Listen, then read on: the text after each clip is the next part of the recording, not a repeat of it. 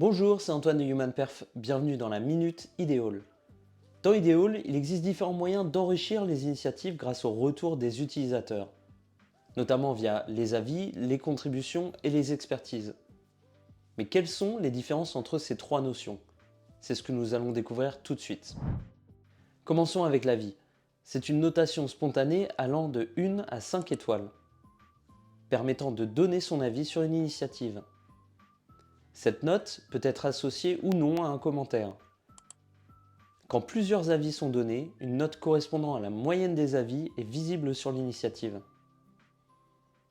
Vous pouvez retrouver l'ensemble des avis en détail en allant en bas de la fiche de votre initiative. Un seul avis peut être donné par utilisateur, et cela tout au long du cycle de vie de l'initiative. Si vous souhaitez identifier les initiatives ayant les meilleures notes moyennes, il vous sera facile de créer une vue en utilisant ce critère pour les classer. Parlons maintenant de la contribution. La contribution peut être faite de manière spontanée par les utilisateurs qui viendront enrichir une initiative sur divers éléments de la fiche. Ils pourront alors fournir un retour d'expérience, des informations complémentaires avec des pièces jointes, des liens hypertextes ou des références à d'autres initiatives. Une même personne peut effectuer plusieurs contributions tout au long du cycle de vie de l'initiative.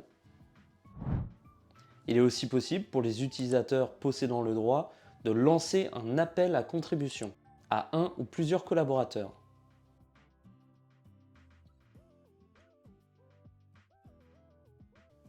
Avec la possibilité de préciser l'objet de cette demande ou d'en définir une date d'échéance.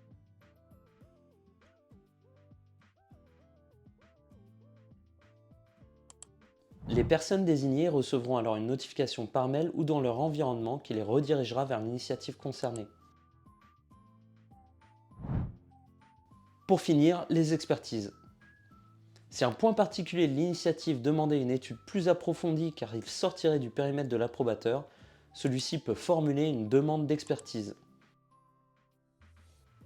Cette demande ne peut être faite qu'à une seule personne. Les utilisateurs pouvant être sollicités comme experts doivent d'abord avoir été identifiés via un droit attribué dans leur profil d'accès. Si aucun expert n'est référencé dans l'application, la demande d'expertise n'est pas disponible. La demande d'expertise a un caractère bloquant, c'est-à-dire que lorsqu'une initiative possède le statut en cours d'expertise, il ne sera pas possible de la faire évoluer tant que l'expert n'aura pas fait son retour. Dernière chose, la demande d'expertise ne peut être faite qu'avant la décision.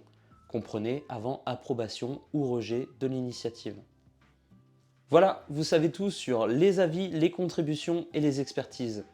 Merci d'avoir suivi cette vidéo et à très vite pour une prochaine Minute Idéal.